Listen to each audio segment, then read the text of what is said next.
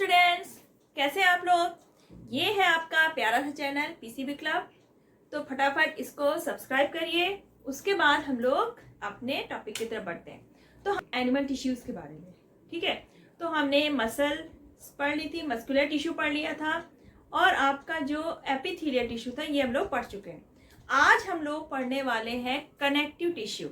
Connective नाम से आपको समझ में आ रहा है, कनेक्ट करने वाला है। तो कनेक्टिव टिश्यू क्या करता है हमारे बॉडी में?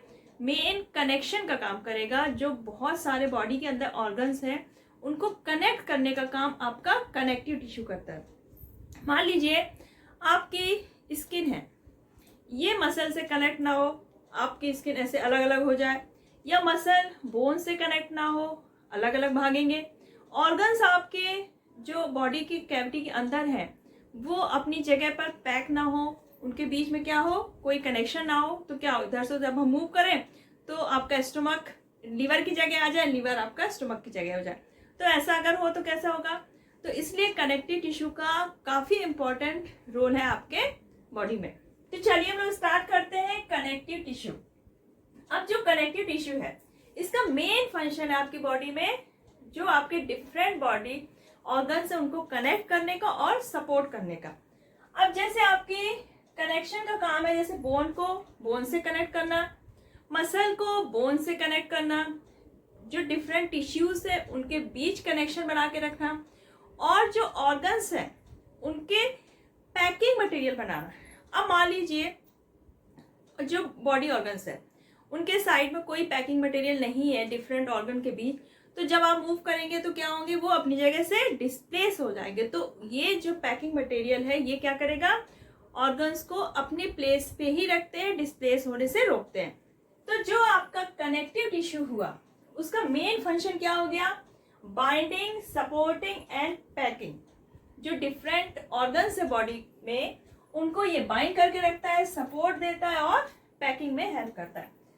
अब जो हमारा कनेक्टिव टिश्यू है तो ये दो चीजों से मिलकर बना है। इसमें दो पार्ट होते हैं, सेल्स होते हैं और बीच में एक मैट्रिक्स भरा होता है। तो जो सेल्स हैं, सेल्स कैसी होंगी, लिविंग होती हैं, और जो मैट्रिक्स है जो सेल्स के बीच बीच में, मतलब एक मैट्रिक्स है, मान लीजिए ये है पूरा कनेक्टिव टिश्यू, ये बीच में हमारी क्या पड़ी है, कुछ सेल्स पड़ी है जो काफी दूर दूर होती है, और बीच में सारा क्या भर गया है, मैट्रिक्स या मीडियम। आपके ये सेल्स हैं ये लिविंग होते हैं, नंबर्स में काफी कम होते हैं, नंबर इनके कम होंगे और सेपरेटेड होंगे, ये पास पास नहीं होंगे। अब इसके बीच में जो मैट्रिक्स भरा होता है ये नॉन लिविंग मैट्रिक्स होता है, होमोजीनियस होगा, जेल लाइक इंटरसेलुलर सब्सटेंस भरा है। ये सेल्स है, बीच में इंटरसेलुलर स्पेस में क्या भरा हुआ है, जेल लाइक कुछ भरा है, जिसको हम क्या कहते हैं, मैट्रिक्स या फिर मीडियम कहते हैं। तो जो आपका कनेक्टिव टिश्यू है तो इसका बल्क पार्ट मैट्रिक्स से बना होता है। सेल्स क्या होती है, बहुत कम होती है। मेन इसका बल्की पार्ट क्या है आपका, मैट्रिक्स या मीडियम। ये नॉन लिविंग होता है, ये सॉलिड भी हो सकता है और फ्लूइड भी। आपका जो बोन्स है और कार्टिलेज उसमें जो आपका मैट्रिक्स होगा वो कैसा होता है, सॉलिड, और जो आपका ब्लड है उसमें कैसा होता है, ये फ्लूइड फॉर्म में। और इसका नेचर कैसा होता है, फाइब्रस, और ये बाइंड्स करता है अदर टिश्यूज को। बाइंडिंग का काम मेन यही करता है। सेल्स क्या होंगी, सेल्स तो इसको सेक्रेट करेंगी, मेन बाइंडिंग का काम आपका ये मैट्रिक्स करता है। अब जो इसका नेचर होता है मैट्रिक्स का, सॉलिड है या फ्लूइड है, तो ये नेचर डिसाइड करता है आपका कि जो आपका कनेक्टिव टिश्यू है उसका फंक्शन क्या होगा। तो ये आपका कनेक्टिव टिश्यू है। अब इसमें सेल्स कौन कौन सी हो सकती हैं, और जो इसमें मैट्रिक्स है उसमें फाइबर कौन कौन से हो सकते हैं। कि टिश्यू है उसमें मेनली दो पार्ट होते हैं, एक सेल्स जो कि लिविंग है और नॉन लिविंग पार्ट जो कि मैट्रिक्स है, जो सेल्स के बीच भरा होता है। तो जो सेल्स है वो कितनी टाइप की हो सकती हैं, कुछ होते हैं जैसे आपकी फाइब्रोब्लास्ट। फाइब्रोब्लास्ट ये मेनली जो आपका कनेक्टिव टिश्यू है उसका क्या बनाती है, ग्राउंड सब्सटेंस एंड फाइबर्स। जैसे आपका हो गया collagen fibre. Adipose cells, adipose cells क्या करती है, अपने वैक्यूल में फैट यानी कि लिपिड को स्टोर करके रखती है। आपका जो मैक्रोफेजेस है ये फ्री मूविंग भी हो सकती है, फिक्स्ड फैगोसाइट्स। अब ये फेगोसाइट्स यानी कि ल्यूकोसाइट और डब्ल्यूबीसी, ये क्या होती है? फेगोसाइट्स होती है। इनका मेन काम क्या है? अगर बॉडी में कोई फॉरेन पार्ट आ गया है, कोई फॉरेन बॉडी आ गई है, या कोई बैक्टीरिया इन्फेक्शन कुछ भी हो गया, या कोई सेल डेड हो गई है, तो उसको क्लीन करना, रिमूव करने का काम किसका हो गया? आपका मैक्रोफेजेस का। मास्ट सेल, मास्ट सेल जो है आपकी कनेक्टिव टिश्यू की, ये क्या करते हैं? सेक्रेट करते हैं हिपैरिन। हिपैरिन एक केमिकल है जो है एंटी कोगुलेंट, यानी कि ब्लड को कोगुलेट होने से रोकता है, यानी कि ब्लड आपका जमता नहीं है, फ्लूइड फ्लो में बहता रहता है। हिस्टामिन, हिस्टामिन क्या होता है? वेसोडाइलेटर, यानी कि ये एक ऐसा केमिकल है जो ब्लड वेसल्स को क्या कर देता है? डायलेट कर देता है, और जो ब्लड प्रेशर है उसको कम कर देता है। सेरोटोनिन, सेरोटोनिन क्या होता है? वेसो कॉन्स्ट्रिक्टर, यानी कि ये ब्लड वेसल्स को कॉन्स्ट्रिक्ट कर देगा और बीपी को बढ़ा देता है। तो जो मास्ट सेल है ये क्या करते हैं? ये सारे chemicals promote inflammation of the infected area. जो बॉडी में कोई इन्फेक्टेड एरिया होता है तो वहां पे इन्फ्लेमेशन को बढ़ा देते हैं। अब जो इन्फ्लेमेशन होता है इन्फेक्टेड एरिया में, तो उसका यूज क्या है, मतलब क्या बेनिफिट है? अगर बॉडी में कहीं इन्फेक्शन है तो वहां पे जब इन्फ्लेमेशन होता है तो क्या होता है? ये हमारे जो फैगोसाइट सेल होंगे वो वहां पहुंच जाएंगे, ब्लड फ्लो बढ़ जाएगा, और जो इन्फेक्टेड पार्ट है वहां पे इन्फेक्शन को ये क्या करने लगते हैं? कम करेंगे। वो क्या करेंगे? बैक्टीरिया या फॉरेन बॉडी जो भी है उसको किल करके उसको प्रोटेक्ट करते हैं। इम्यूनोसाइट्स, इम्यूनोसाइट्स में आपका लिम्फोसाइट्स और प्लाज्मा सेल्स आते हैं। ये क्या करते हैं? एंटीबॉडीज बनाते हैं जो कि इम्यून रिस्पॉन्स के लिए जरूरी है। तो ये सेल्स हैं जो कनेक्टिव टिश्यू में पाई जाती हैं। का मैट्रिक्स पार्ट है, protein fibres of matrix. Matrix के जो प्रोटीन फाइबर्स हैं ये 3 टाइप्स के होते हैं, white fibres of collagen, yellow fibres of elastin and reticular fibres of reticulate. तो ये 3 टाइप्स के इसमें प्रोटीन फाइबर्स होते हैं। और जो ये मैट्रिक्स होता है ये सेक्रीट होता है कंपोनेंट सेल से, जो इसकी कंपोनेंट सेल है वही इसको सेक्रीट करती है। केमिकली ये क्या होता है? GAGS, यानी कि ग्लाइकोज एमिनोग्लाइकन्स। GAGS फुल फॉर्म क्या है इसका? ग्लाइकोज एमिनोग्लाइकन्स। तो केमिकली ये ग्लाइकोज एमिनोग्लाइकन्स होता है, या फिर आप इसको म्यूकोपॉलीसेकेराइड्स भी कह सकते हैं। तो ये है आपका प्रोटीन फाइबर्स ऑफ मैट्रिक्स।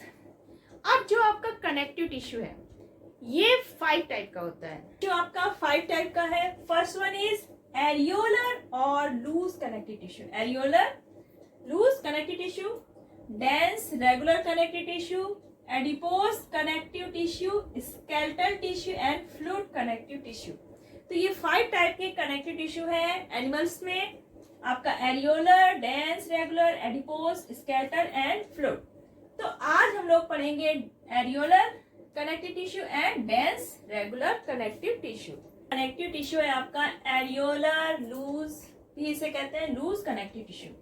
तो इसके नाम से ही समझ आ रहा है ये किस टाइप का कनेक्टिव टिश्यू है? आपका लूज और सेलुलर टाइप का। इसमें 2 टाइप के फाइबर्स होंगे, white collagen fibre. Collagen fibre कैसे होते हैं आपके? व्हाइट कलर के। ये जो कोलेजन फाइबर है अगर इनको बॉईल करते हैं तो ये जिलेटिन में चेंज हो जाते हैं। येलो इलास्टिक फाइबर, ये 2 टाइप के फाइबर हो गए। जैसे आपका ये क्या हो गए? कोलेजन फाइबर्स, और ये हो गए इलास्टिन फाइबर। इसमें डिफरेंट टाइप के जो मैट्रिक्स है उसमें डिफरेंट टाइप के इरेगुलर सेल्स भी होती है। जैसे आपका मैक्रोफेजेस हो गए जो क्या करेंगे? आपके जो बैक्टीरिया हैं या फॉरेन पार्टिकल उनको खत्म करेंगे। मास्ट सेल हो गए, मास्ट सेल का आपका काम पता है, हिपैरिन हो गया, हिस्टामिन, सेरोटोनिन, इनका सेक्रेशन वगैरह करना। फैट सेल्स हो गए जो स्टोर्स करेंगे फैट का, ठीक है। आपका फाइब्रोब्लास्ट हो गया, प्लाज्मा सेल्स हो गए। तो ऐसे डिफरेंट टाइप की सेल्स हैं। 2 टाइप के फाइबर हो गए आपके, white collagen fibre and yellow elastin fibre. अब इसका अक्रेंस कहाँ पर है? ये क्या है? एरियोलर जो आपका कनेक्टिव टिश्यू है ये सबसे ज्यादा सिंपलेस्ट और most widely distributed connective tissue है हमारी बॉडी में। आपकी जो स्किन है, स्किन को ये मसल से अटैच करता है। सोचिए अगर आपकी स्किन मसल से अटैच ना हो तो क्या हो? तो ये स्किन को मसल से अटैच करता है। ये जो आपके बॉडी के ऑर्गन्स है उनके अंदर का जो स्पेस है उसको फिल करता है, और आपके जो मसल्स हैं, ब्लड वेसल्स हैं और जो नर्व्स हैं उनके चारों तरफ भी प्रेजेंट होता है। अब जो आपका एरियोलर कनेक्टिव टिश्यू है तो इसका फंक्शन क्या हुआ, अब ये जब ऑर्गन्स के बीच में है, साइड्स में है, तो यानी कि ये क्या कर रहा है, सपोर्टिंग भी है और पैकिंग टिश्यू, बीच का जो खाली स्पेस है उसको फिल कर रहा है, यानी कि पैकिंग टिश्यू हो गया, सपोर्टिंग टिश्यू हो गया। ठीक है, बिटवीन ऑर्गन्स, ऑर्गन्स के बीच में ये सपोर्टिंग और पैकिंग टिश्यू की तरह काम करता है।